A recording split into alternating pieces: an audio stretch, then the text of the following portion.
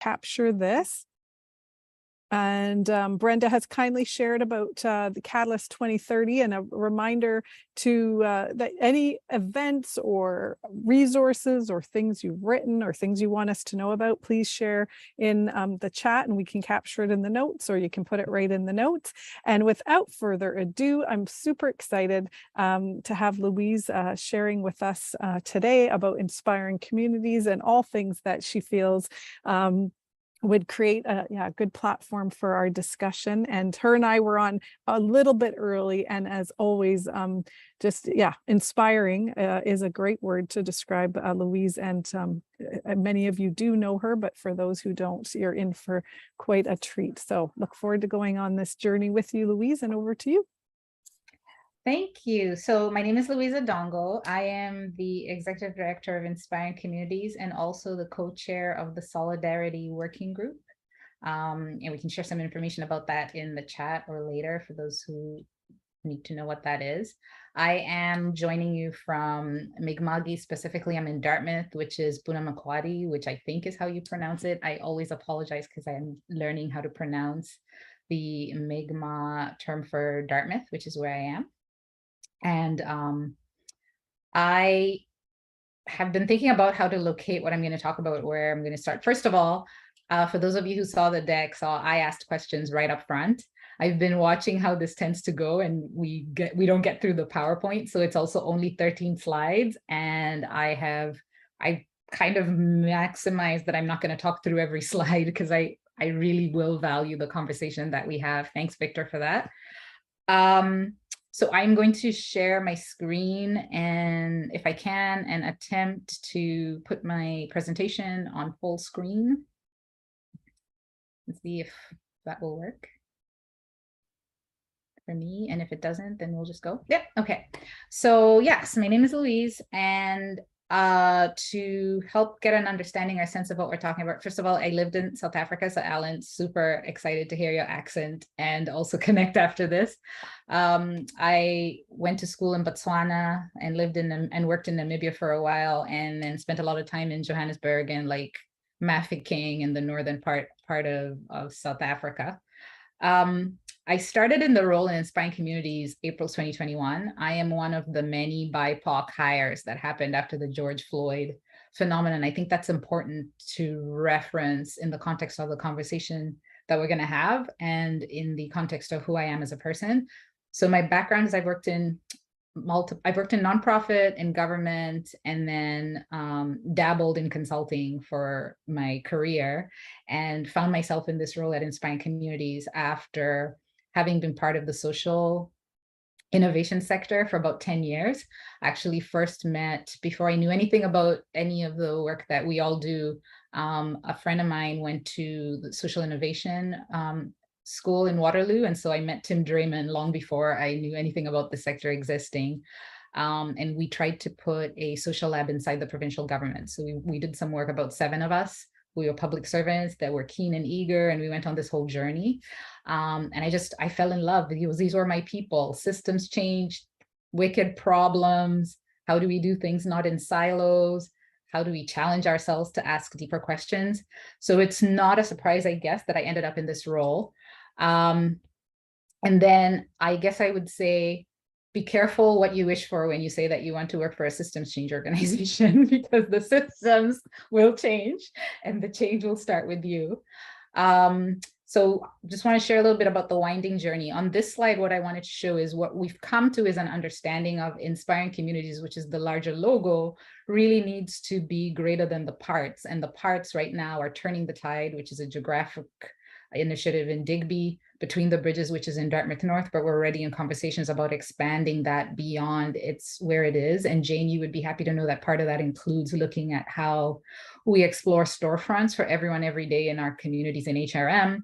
We have the Northside Rising, which is in Cape Breton, and then co-located with that, we're hosting an African Nova Scotian infrastructure project where we're looking at developing connections into the construction industry for African Nova Scotians that are moving back from having worked out west. There's been a lot of reverse migration where people have moved back home, and finding access points and entry points into employment, whether it's green jobs or traditional construction jobs, is a challenge. And then we have this new emerging, and it's a seedling on purpose, called strategic initiatives, where we are really stretching ourselves and asking ourselves, if we're a systems change catalyst, if we're in transformation, if we're an intermediary, how do we make deliberate space for emergence, as opposed to just grabbing projects as they arrive? And how do you structure inside the organization to be able to do that? So I promised myself I would focus on this slide to share that. These questions, would love us to come back to them. So if you hadn't seen them before, these are the 3 questions that I want to leave with you. Is your organization an intermediary? Yes or not? How do you communicate and demonstrate the value you have to upstream or downstream, or in whatever direction in the system? And then how are you grappling with what is impact, and what does impact mean at different levels? That has been part of our journey. So some of this information is available online, so I'm just going to breeze right through it. But what I will say on this slide is where we started and how we're going is not the same. And a large part of that, which I'll reference later when we talk about our Zoo, is, does it matter? Does it matter how you started and where your funding came from? Because for us, where we started and where our funding came from is the provincial government, Nova Scotia government, funded Inspiring Communities to do collective impact work in 3 communities in Nova Scotia. We are now not there. We are now in a different place, but we have not let go of the collective impact part of our work. And then just to say, because this gets confused all the time, we are aware that there is an Inspiring Communities New Zealand. Actually, when I was applying for this role, I asked specifically, are we affiliated with them? And I was told no. And then I've reached out to them. And so now they know that there's an Inspiring Communities Nova Scotia that is trying to do some of what they're doing. But Inspiring Communities New Zealand is much older than us. They fondly refer to us as our older sister. They've been in existence for, I believe, it's over 10 years, might be close to 15 even. And they've been very generous with us about where we are on our journey, and that they have navigated exactly what we're navigating. And we're inspired by Inspiring Communities New Zealand because they've done a lot of work around reconciliation and how to include and embrace and introduce and center their work around Maori language and Maori ways of knowing and Maori experiences. I belabor that point because I think for any of you who don't know anything about Inspiring Communities in New Zealand, they're worth looking up. Their practices are really worth looking at. So this is a new slide that wasn't in before, and I thought that it'd be helpful, is that when I joined in April 2021, the organization had been a startup for a while and was really needing to figure out its identity. And the people in the organization and the provincial funders, really everyone was just kind of asking, who are you and what do you do and how do you explain that to yourselves and to us who are on the outside? And in the meantime, COVID had started and was happening and was impacting programming everywhere. There was really, what is a learning organization? What does that mean? How do you take the learning in each community and spread it across the organization? And how do you communicate it as knowledge products outside of the organization? What does it mean? In the context of COVID, we experienced in very real ways what turned into the Freedom Convoy in our communities. What does that mean for how you structure programming if you're centering equity and inclusion in your work? Are you going to have vaccine mandates or not? There were just a lot of questions where we are a systems change organization that we never really thought we would be grappling with right inside our organization that we were, in a way that I emphasize that because I think it's, in a way, I have a lot of friends in the nonprofit sector who are direct deliverers of services. They were not grappling this with the way we were, because for them, if they were like daycare or providing senior care, then it's very clear. We need a vaccine mandate because we have to make our beneficiaries safe. Not as black and white for us, because we were not providing life or death services, and therefore really forced at the organization level, at the community level, at our board level with some of our funders, some really tough conversations. And also useful as identity shaping and identity forming of who are we really and do we really mean it? And so therefore, what are the decisions we're going to make about what we do? Faced a lot of requests. I've already covered that. Who are you? What do you do? What have you been doing for the last 5 years? What is the difference it's making? Why should we continue to fund you? And then what is our structure with programs in 3 geographies in Nova Scotia, with an Atlantic presence, with a link to a national network of Social Innovation Canada. Just really, how do we move from an amorphous beast to something that understands itself and therefore can communicate that to others? Was a huge part of the journey that I was on. What happened? My screen froze. Oh, sorry about that. So the good news is we got really clear finally, and we've released all this information publicly. So we have our strategic directions. We're clear about who we are now. We're a not-profit based in Nova Scotia. We're building collaborative relationships for change. We're based in Nova Scotia. We do our work in Atlantic Canada. We're connected to SI Canada. We want to center equity in our work, and we want to work in a way that really pushes all our partners and who we work with to understand that the systems as they currently exist are not serving the needs of the people in the communities we work in. And so we're very intentional about putting that up front. And the 5 principles we now work from, we use that to guide all our partnerships and all our relationships. So for example, when we say we want honoraria in all of our programming and all of our funding applications, we're very upfront about that because we have equitable remuneration, because we believe in mutually reinforcing mutual benefits, and we believe that participants in our programming should have value for our participation beyond participating in our programming, etc.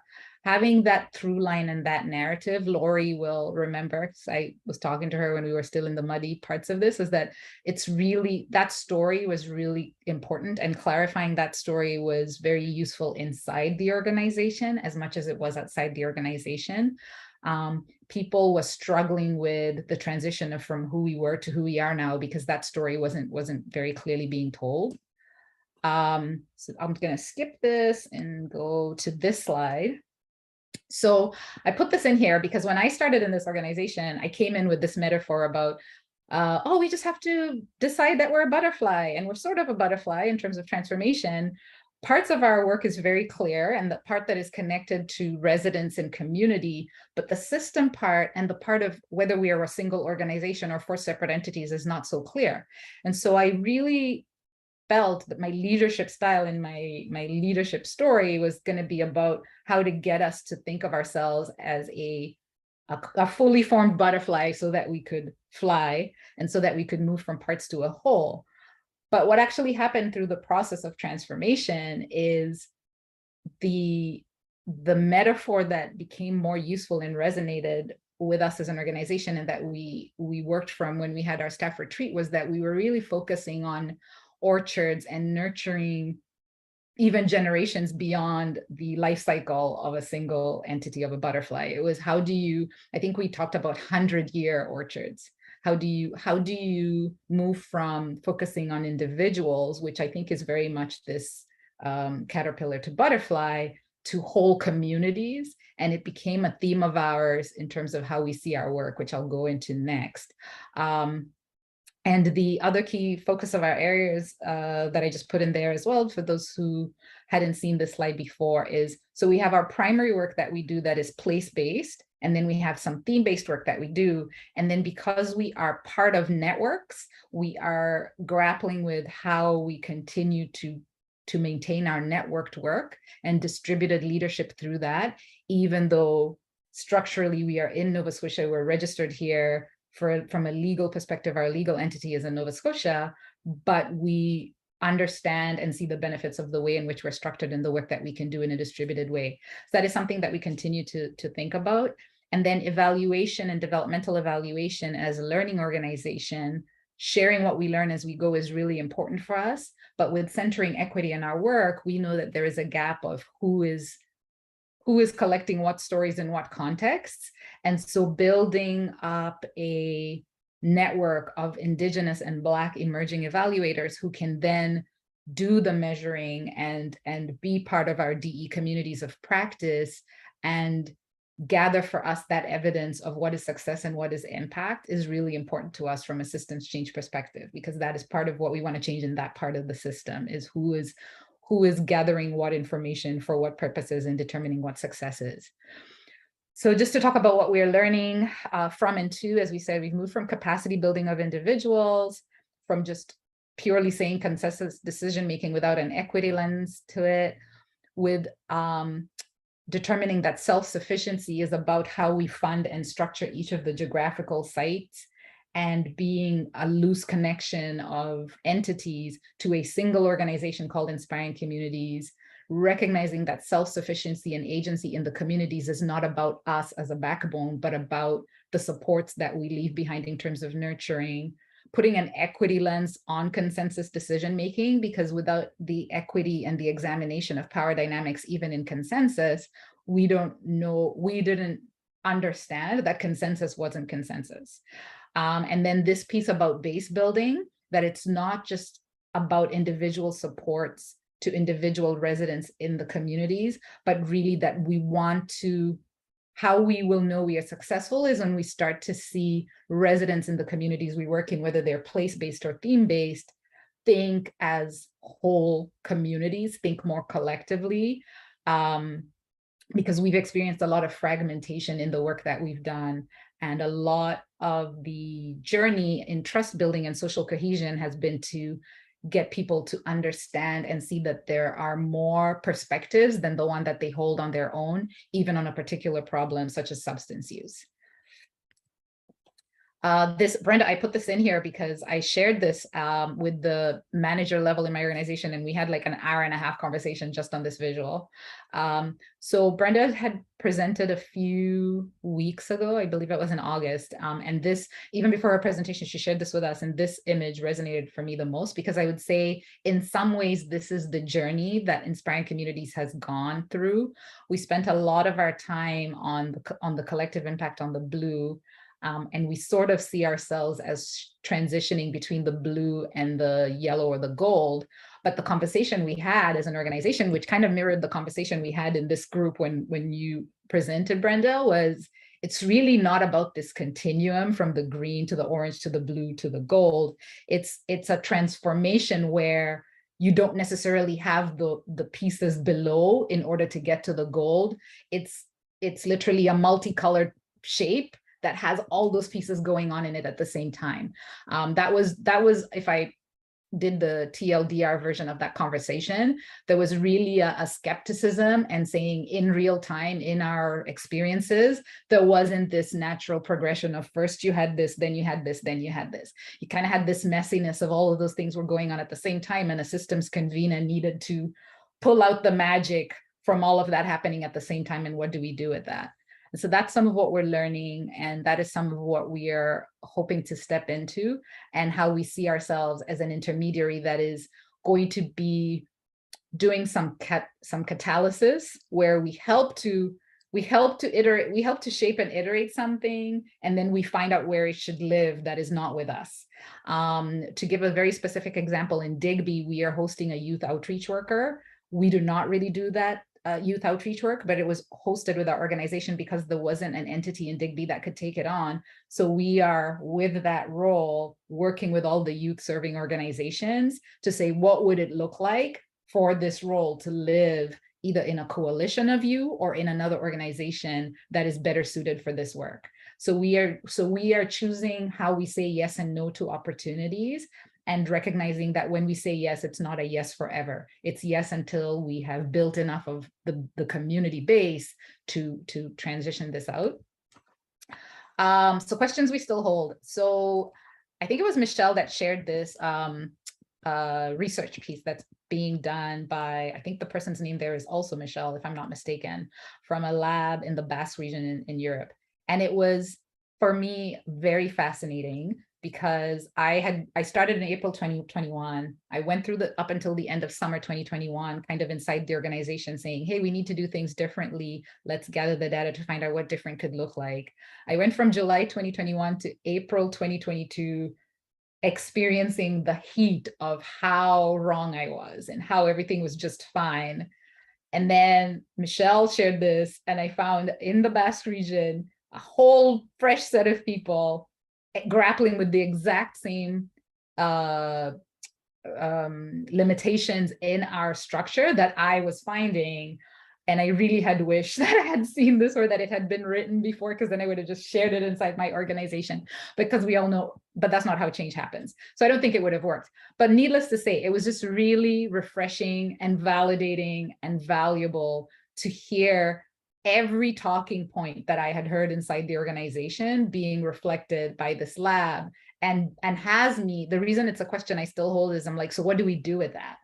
So in our organization, we had debates about community-led, community-driven, on the ground, whose voice matters, who should be on the board, is governance top-down or bottom-up? Are we a horizontal organization? Whose values matter? What is the business model that makes sense? Who should fund us? Should funders hold power? It just all these fascinating questions, and many of them are reproduced in this research, which I think so far they've shared 2 or 4 blogs. I'm not sure when the rest of them are going to come out. We did make contact with them and say that we want to be either participants in their research, or when they do, I think they're going to do a gathering, some sort of a conference from people from around the world.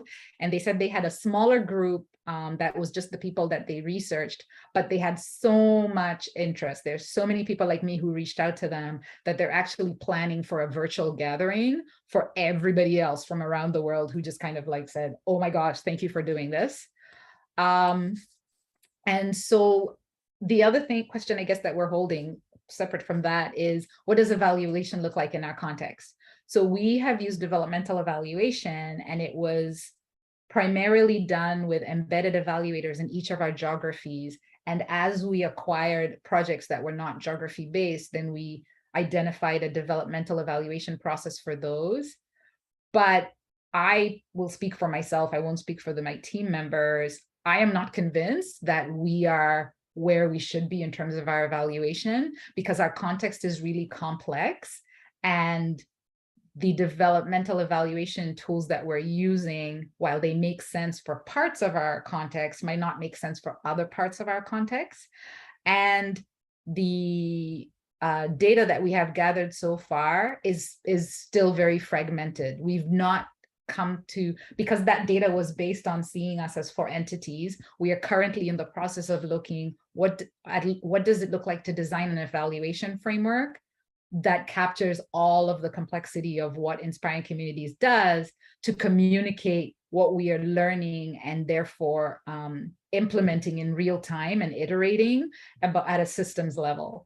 And what does impact look like, and why is it okay that impact in Digby is not impact in Dartmouth, is not impact in Cape Breton, is not impact in our belonging work, but is still impactful from our larger vision for equitable, thriving communities. So what are the ways in which we measure that? And then for me, a curiosity I hold is one of the biggest lessons we learned in our journey, where we even had to deal with funding crunch and restructuring, was the nonprofit sector, I'll say phenomenon, because I don't know, artifact, legacy of where you can't talk about operations and overhead, really is a disservice to organizations like ours, where so much of the work is that operations and overhead. So we are being very deliberate about making that a 4th priority of ours. Like, we've got connected communities, system partnerships, measuring impact, but we like strong core, because we want to talk about why a strong core is important, and why funding a strong core is important, because you can't actually do any of the other things without that. I think this is a conversation happening sector-wide, probably started before me, probably going to continue after me. But what does that look like from an evaluation and learning perspective, when if it's not considered part of what you evaluate and learn about and learn from? Just put this in here in case those who are interested, around some of what they talked about at the lab, and put the yellow starry shaped things for what matters for us. This is the piece where it talks about what is community led, what defines it, what are the parameters, what is the definition of transformation. So that's a huge one for us. What is systems change and what is transformation? Who gets to call it that? Who gets to decide that something is transformational or not? I'm going to leave the collaborative governance piece on its own. Hopefully somebody will come to present to our group that can speak just to that. What I will say is where we've experimented with collaborative governance in our work is a group. So the Cape Breton team felt that the structure of the organization, where there was them and me as an ED and our board and the funders, that was moving decision-making really far from them. So they've created a collaborative governance model where they're bringing the groups of people who they think are decision makers closer to them. Part of that was to address that on the government partner perspective, the person kept changing. So we've got the model in place, but we haven't actually addressed the original problem because we have still continued to experience the change in the partner. I will fully disclose that I am not sure if the shift in governance model is about people or process, because I wonder if we just accommodated for the fact that people were changing and managed that problem in a different way, then we wouldn't need the collaborative governance model in the way that it is. I don't know. I just have questions and not answers. But I just put this in here for anybody that had further questions. The other thing I wanted to say before we go into the question and answer, and if there's anything in the chat, yeah, you can see that, and it's going to be in the notes later, is for me, the collaborative governance model, the conversations on governance, they don't really get into equity and sovereignty. So I'm curious about when we talk about shifting governance and shifting how governance currently works, where the space is in those conversations for whose governance in what context at what time. And I would have said just equity alone, but yesterday I was in a meeting, actually, Jane, they're going to follow up with you for a McConnell grant around the climate. There's a climate and equity call. And in the conversation, it was the main applicant, and they invited a whole bunch of equity deserving group leaders or entities to this conversation so we could co-write the grant. And somebody from the group was from the Assembly of First Nations, the Atlantic Canadian representative, and they said for them, it's really not about climate and equity. The conversation gets into sovereignty, not just data sovereignty, but sovereignty itself. And it really made me want to bring to this group as a footnote, I guess, is when we talk about collaborative governance, foundationally, what, like, are we still in a colonized place, I guess is the question that I would ask. So that was my presentation. I really am looking forward to discussing. I want to tell you that the organization is in a really good place. The people that are working here, some of them who've worked here from the beginning, love the work that we do, love the way we're talking about our work. Two of them who work in very different parts of the province said for the first time they actually can explain what they do to members of their family, and it feels so good. And to say this is a really timely discussion we're having.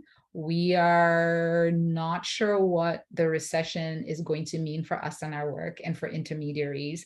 And when I asked those questions at the front, I didn't realize that I was going to be saying this, but I'm really curious what COVID, post-COVID, things like in Nova Scotia and Newfoundland and parts of Quebec, we're dealing with Hurricane Fiona, what the crises of our times are showing us about the roles of intermediaries and whether or not we can help to accelerate the changes that are needed.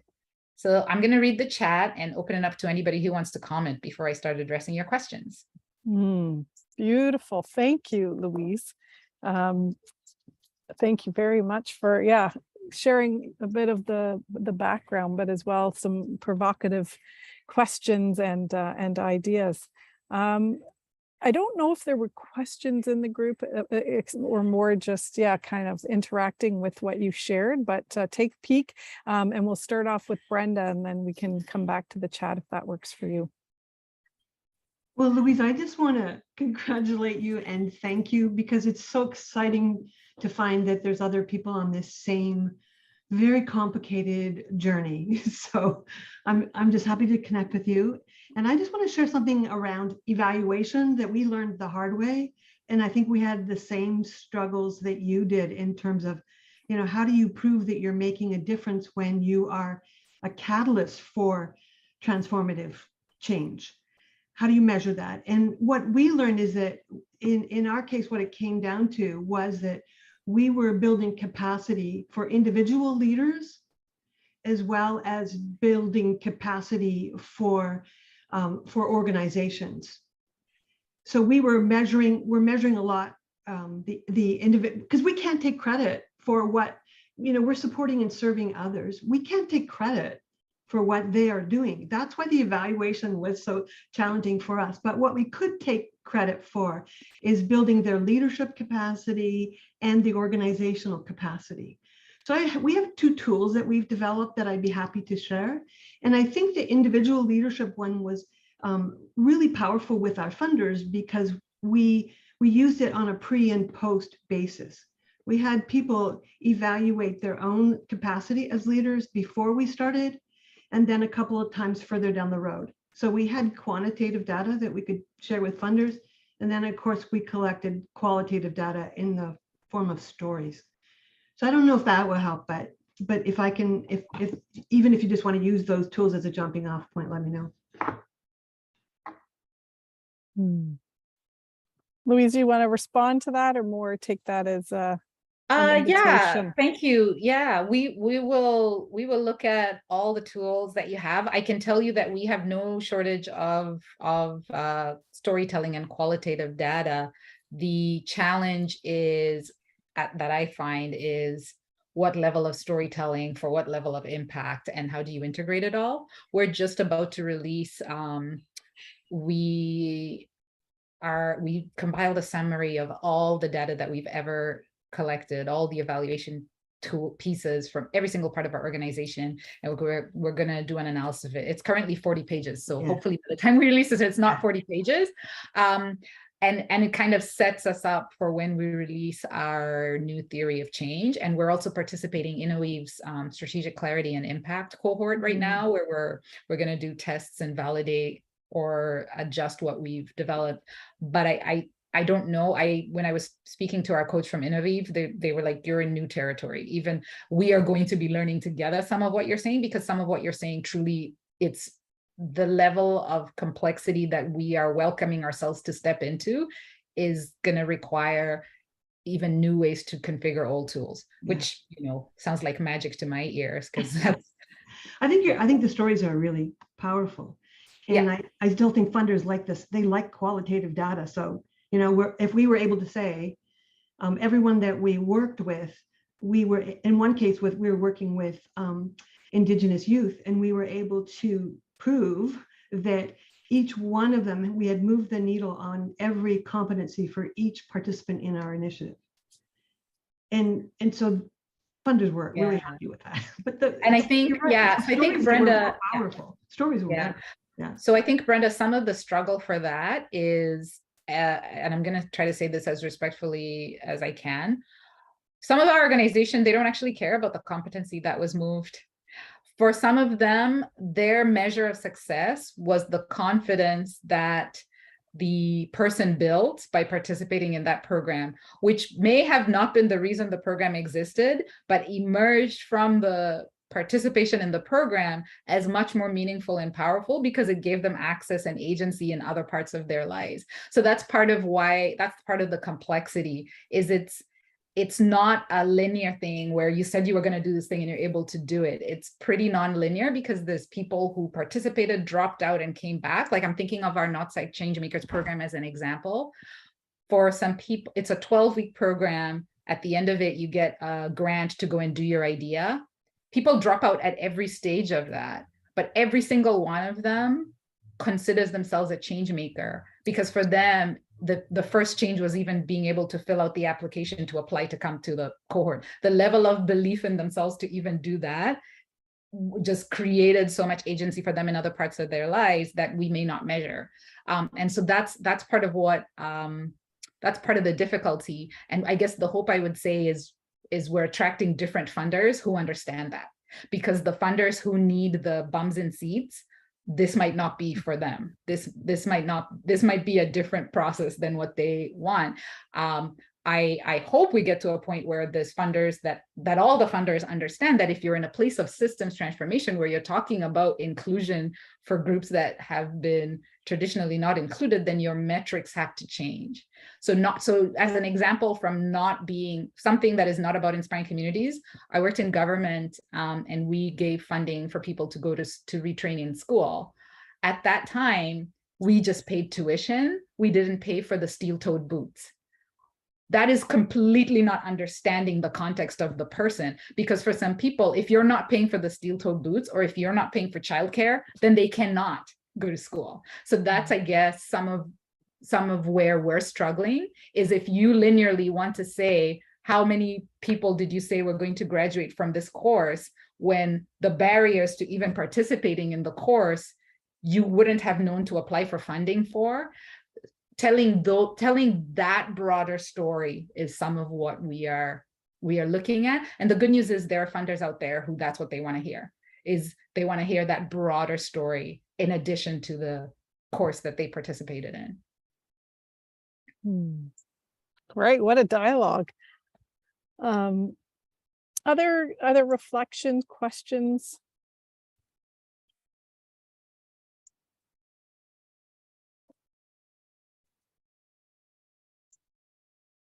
What was, maybe what resonated with folks, or what do you, what further would you want to know from Louise and her team?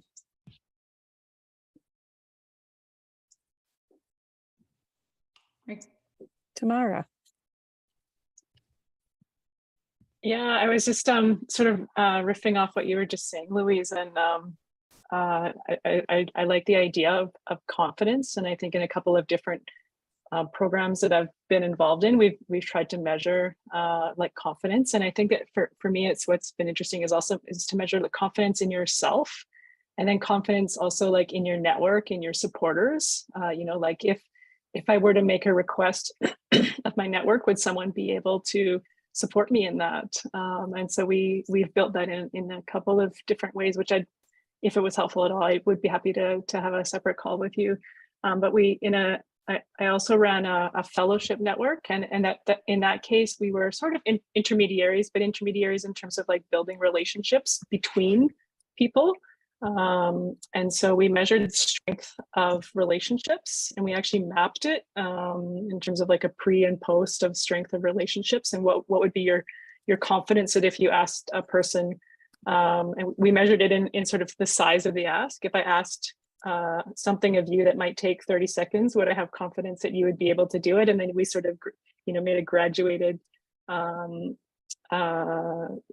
metric on that. If I asked something of you that required you to sort of vouch for me as an individual, then, would you have confidence in that? And so that was a really interesting way to pick apart. It was like a little bit tricky to work with the data and present it in a way that was communicable to folks who weren't deeply engaged with it, but it was quite an interesting little experiment. And I'd be happy to, I don't have much that I could show anymore because this was a couple of years back, but if it was helpful to chat through, happy to share what we learned there.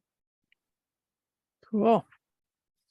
Louise, do you want to respond at all, or yeah, I responded in the chat in terms of like, so what we're talking about next steps. So evaluation ? Research ? We're working through fellowships. We want to do some social network analysis in our communities, really just a lot of what you've said, and wanting to shift our focus from individuals to relationships and communities, and which makes sense because we've declared that we're a systems change organization, and in systems you're measuring, you know what I'm saying? So absolutely we'll follow up, and I don't want to keep chatting because Andrea's got her hand up. Okay. Andrea. Thanks. It's actually a question. I'm really curious about that question you posed in this sort of post-COVID, but increasingly disruptive and unstable time. What do you think is the role for the intermediaries, and how do you think, there's a sustainable model for them? Like, have you had some gleanings around this? Yeah. I'm gonna phone one of my 15 friends, because you and I don't know. So anyone of the 14 who has an answer. Yeah. I mean, I have opinions, but I'm really curious to hear about, I think, but I'd love to hear everyone else's opinions in it, because this is a very smart group. If anyone has the answer, it's us. Do you want to kick us off, Andrea, with like one or two kind of reflections on it? I mean, I think that there's an emerging, the structure of an organization that whose actual mission and vision and purpose is to be a conduit for the benefit of the communities and the networks it's serving, is, rather than for itself, is actually quite powerful, right? Because it can be responsive. As a sort of an intermediary, you are a pathway. If you can do it properly, if you're a trusted intermediary, you can be a pathway through to those who are in increasingly disruptive times, need to make good decisions quickly for the benefit of the public good. And so I think there's actually going to be an increasing role, especially as our democracy, our democratic system sort of slowly erodes before our eyes. But when things can't fit into a process, the sort of the current structures, where we can't get information about what to actually do, if the intermediary can somehow facilitate the communication of information from communities, that might be really needed and really powerful. That's what I'm thinking. I don't know who's going to pay for it, though. That's what I'm thinking. That's sort of one hypothesis. Sure. Melanie, do you want to share? Yeah, I really liked this question as well, Louise. Many things that you said tackled lots of questions for me, and I'd be happy to chat, because we're also an intermediary organization and we're struggling or just dealing with those many of those questions around evaluation and our role as intermediary. So if opinions are allowed, maybe there are two things that I think are really really interesting in what are our role. And the first one might be obvious, but I think that working on the barriers to innovation in community, do we have resources, talents, like intermediary organizations? What are the resources, talents, networks that can catalyze reducing the barriers to community innovation, for example? This is how I see our role. This is one way of seeing it. But for me, a bit more importantly is, how can we work together, the intermediary organizations, to align, not necessarily to go everyone in the same way, but a little bit to do 1 + 1 mean 3, in terms of practice, in terms of learning exchange, in order to go faster and further. So yeah, this is where I am, but this is just a very small part of a reflection that I think we could have collectively, that I would love to be part of. And I'm curious to hear you, Louise, about that. Yeah, Louise, do you want to share? And then, yeah, this question seems to have some resonance for folks. So Taryn and I met ahead of time and wondered what are some juicy questions we could unpack together. So Louise, let's hear you unpack a wee bit. I genuinely don't have any thoughts or opinions or answers. What I've heard so far makes sense. What my observation is, the explaining that in a way that is simple to communicate for the 1 + 1 = 2 is important, because I agree that the value of it is that nimbleness, that responsiveness, that trusted. I like what you said, Andrea, about the trusted, because the earning of the trust that journey that intermediaries have already taken, it's really beneficial to everybody in all the streams. Like some of the information that we can communicate across our various networks, because we've got the scars tissue from forming those relationships, is not to be underestimated. And my concern is how the snapback happens, and the gains that have been made in this time that we didn't have a recession, in not understanding the role of and purpose of the sector. This would be the easiest place to take away the funding to provide it in direct services. So that's what I'm saying. I genuinely don't have, this is a place that I would love a generative discussion on what the possibilities are, because when I think about it, I think about some of the pushback, for example, in what was it that the charity model asked for, increasing the funds that foundations can distribute, et cetera, which I think is how we would pay for some of this, Andrea. But the resistance to that kind of was a signal of, because that resistance came even before a recession. So in the context of a recession, it's like, what is the conversation? What is the lobby? It's, I know I have more questions and concerns than answers, but like as an example, disbursement culture, thanks, Victor. So we're in a place where we're even saying, like social finance dollars and all the dollars that the feds have promised, in a context where there might be a political shift, what happens to all of that? How do we, in a party neutral way, talk about this work? Sorry, mostly I just have sub bullet points of other questions. Okay. So for those who are, if you have to hop off, please feel free to go. We sometimes stay a little bit after for another 10, 15 minutes if that's where the conversation is going. Alan, wonderful to have you here, and you hopefully sensed from all of us that we're, as you walk the path of being 2 weeks here in Toronto, not here, I guess, and where I am. If there's anything we can do for you to let us know. We'll continue the conversation for those who can stay.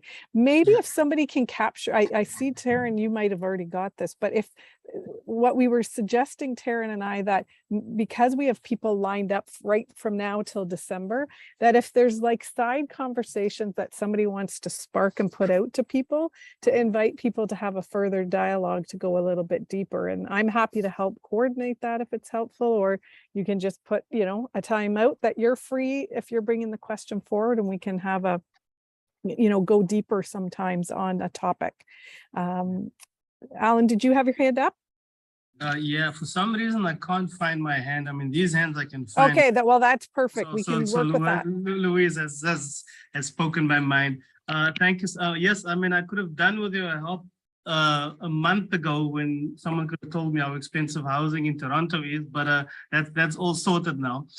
Thank you so much, Louise. I really appreciate your input, and it's strange because coming from the South African context, I come and I listen to the conversations, and I hear us grappling with some of the same issues. So and one thing that's, I guess, sparked a thought in my mind is when you pose the question, what is community-led? I get scared when I hear these terms, community-led. It makes me think of conversations I had when people say, yes, we do youth-led work. Of course, we do youth-led work, but the framework in which the work is put forward to the youth is determined by someone else. And yet we speak about youth work, and it somehow latches on to the earlier conversation about what do the funders want? What do the funders want to see? And then do we have to change our hearts and our values to suit, those particular funds? So I almost feel that some sort of reform is required from the funder side, but I'm happy to hear that you found funders that see it differently, and that's not easy to come by. I'm keen to know what the challenge is, why there is a question posed, what is community-led? And as I said, I think about some of the projects I had where we work in poor communities, where we work in communities that is riddled with gang violence and other sorts of violence. And yet when it comes to the community members themselves, they are not in the forefront of identifying the challenges. They are not in the forefront of identifying not only the challenges, but therefore what are the solutions. And within these communities, you are still find that it's very fragmented, but yet we continue to speak about community-led when in its true form or understanding, it is not. So I guess the question is, are we grappling with the same sort of things? Why is there a need to ask that question? What is community-led, and does it happen in the true sense of its understanding in the context of your work? And if not, why? I hope that makes sense. It does make a lot of sense, and you've kind of answered your own question a little bit. So how we have faced it inside Inspiring Communities is some funders only want to fund first voice lived experience work, which sounds really great on the surface of it. And then you write the proposal, and then all of a sudden there's all these parameters and strictures and fixtures. And then in the communities, because of that fragmentation, first of all, there's never just one community. So it's like, how do you grapple with multiple perspectives inside a community?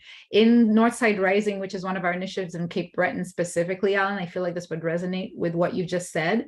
So we started from being funded by government, and the public health crisis that was in Cape Breton at the time was substance use. So even though there was data from all over the community on what to focus on, because the provincial government was the funder, the focus was, which all of this is valid, like there's nobody is wrong in this, right? It was clearly a public health crisis, so they chose substance use. What happened in the context of that community is only the people who were most impacted or most engaged in that as an issue focused around the problem. So was it community-led? Yes. Was it community voice? Yes. Was it inclusive, distributed? Was it about base building? And even though the staff worked on that for 4 or 5 years, they realized that not only were they getting burnt out, and people were getting re-traumatized and wasn't achieving what they saw as success and impact. And so they actually worked with the broader community to go further upstream. Is we all agree this is an issue, yes, but this is not everybody's issue. What can we talk about that is more inclusive and brings more members of the community, that more community voices can get around? And so now they've created a safe spaces framework and a safe spaces model. And because then the safe spaces apply to multiple people and everyone can get around, I think the mission statement around that is every Cape Bretoner deserves a safe space to be. I will tell you that we're having conversations where Black and Indigenous people are saying safe spaces is not enough. We need brave spaces, or we need Black spaces, because safety in the context of whiteness is not safety for Black and Indigenous people. So those conversations are still happening, and the provocation and the polarization is there. But I would say that that's part of why I'm really glad to work in a place like Inspiring Communities, is because we want to make it a place that you can have those conversations and work through it, as opposed to everybody retreat to their corner. Because the problems that we have, it's not about alignment in terms of all of us agreeing to the one thing. It's us really grappling with what makes sense and what can we agree to in this thing, even while we still hold our agency and identity in the rest of the place. So hopefully that was as big as an answer as you needed. And in the Arantxa Zoo Lab information that is in the deck, they say that every actor in the system has their decision on what community-led means and the power that comes with how they conceive of that. So to let the funders a little off the hook, or to spread it. So the funders have that perspective, the community members have that perspective, the staff in the organization have that perspective. And depending on how you define it, it impacts how you do the work. Yeah. Great, thank you. Catherine, you would want to share something. Yeah, thank you, Louise, for that wonderful presentation and for the generative thinking. Somebody said something to me that's really stayed with me. And it's that systems are not dysfunctional. They are perfectly functional for the results that they get. And just that kind of that flipping everything on the frame of everything is working perfectly for the precise outcomes that the system has. And I am, and it might just be the day I'm having, I am curious, I'll put it there. As long as there's a funder and a recipient, the funder holds the power. Because they have the money, whoever plays the instrument calls the tune. And my curiosity is, if I had a magic wand, instead of the equity seeking groups or the causes or the issues that are needing to, lobby funders,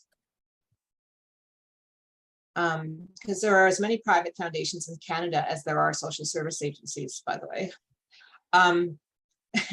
But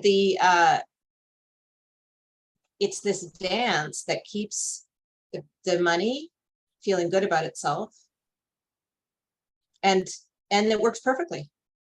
So there's why change? Right? Because it's getting the perfect outcomes for the stratas that are there. And if I can create a private foundation, I get a large tax benefit, and I can feel great about myself all day long, because for every person I fund, there's 100 who want to talk to me. It's like it's an ego boost. It's a power reinforcer. It's all of those pieces. And I'm curious about why funders in a system that works just actually perfectly, to get the outcomes that it has, and can there be actual real systems change if the resourcing sits with the funders, right? Is there a way to, and I love the Patagonia example of an entrepreneur, never wanted to run a business per se, was really interested in doing something, happened to have a good company, and all of those resources are going to the work. And I'm increasingly convinced that what we need are people who are very, very accomplished at creating successful businesses, multi-million-dollar profitability businesses, getting on the ground floor, attracting those people and having the intentionality of those businesses that they will exist with their profits being tagged to transformative systems change work. Because I don't know how the system can fund the system. Fund systems change, or what the motivation could possibly be to do that. I mean, I want to give Victor optimistic, but that's my moment. Yeah. I would love for Victor to weigh in because you've said a lot of different things, and maybe Michelle, and if nobody else wants to talk, so me, then Victor, then Michelle, and then maybe we can close. So you've said so many fascinating things there. And the reason I want Victor to speak is we just had our solidarity working group meeting. So we're doing this exploration of social finance, and we did the past and we did the present, and we're going to do the future. And actually, before we do the future, we're going to, Peter Frampton, who's my fellow co-chair, had this wonderful recommendation that we really need to do a session with Indigenous peoples, where we really talk through why did we buy into the lie that capitalism is all there is. And before Victor, hopefully I'm like queuing you up to talk, so go off mute to let me know that you're ready. Because part of it, Catherine, is those successful business people, those successful billionaires who are going to come and help us, we have to actually examine how they were successful, and they were extractive and exploitative is how they ended up. No, that's not what I'm talking about. I'm not talking about not taking billionaires' money because they're extractive. I'm talking about tapping into the entrepreneurial capacity of the community, so we start generating money for ourselves and not having to go cap in hand to anybody, right? Like that's the and that's what I'm talking about. Not that the people who have exploited labor and capital, whatever, that they're going to save us. Like, I'm not talking billionaire philanthropy. I'm talking about people on the ground. Like I was inspired by Ryan in the African Caribbean Business Network, where he's lining up entrepreneurs who are actually going to generate resources for social issues, because they know how to do that. The communities, I mean, that's their jam. Entrepreneurs make something out of nothing, and they make money to do it. And I just feel like if we had a constellation of being able to generate the resources for ourselves, it would move us along at a much greater velocity. So Victor just put a love heart, which means you hit on what he was going to say. And that is some of what we talked about in the Solidarity Working Group of the present day, was just really saying everything about the current system is broken. We need to be in the place of exploring other systems. But the part of me that understands hospicing knows that this is until those actually are developed enough to be stable, this is all we have. So yes, accelerating the pace at which we test and iterate and stabilize the systems we had before capitalism is a path to go, and is a conversation that we had in the Solidarity Working Group, and hopefully we will see coming to the fore more and more as people are questioning and challenging even the way in which impact investing is currently structured. And that's, I guess, all I would say in terms of that. I don't disagree with you. And these are conversations that are happening in contexts outside of this one, such as they happen at the Solidarity Working Group. And I just will pass it back to Michelle so we can close. Yes, thank you. Well, Victor, I know you're not feeling well, so maybe your emojis or how you're sharing, but feel free to put, to share to share in the chat if you feel up to it. So just I guess to close us, an invitation once again for people to, one, you're welcome to facilitate on one of the upcoming groups. We're going to be doing a bit of switcheroo. Jane Ingalls let me know she's going to be in the UK, so I'm checking with others around figuring out where we go next. If that's not possible, we could bring this question, like a few of these questions, forward for further dialogue. So I'll follow up with you, Louise, if that's the case. And then others, if you would like to share in this forum, let us know if you want to bring a question. You don't have to have a presentation. You can just be bringing a dialogue. And much gratitude, Louise, for you sparked a lot of incredible conversation. And this was fabulous. So I'm going to give you my heart emoji. And thank you all for the interactive dialogue. And I look forward to gathering again and for some further sense making. So I will stay on in case there's any other questions or comments. Liberation, reparations times reconciliation equals sovereignty. There's Victor. What a beautiful closing. Beautiful. Thank you. Michelle, I have a quick question for you. Sure. Well, I was going to stay on with you, but I can leave and you two can chat. No, stay on. Oh, okay. Yeah, and I'll just, I got to maybe stop the recording. Let me stop the recording.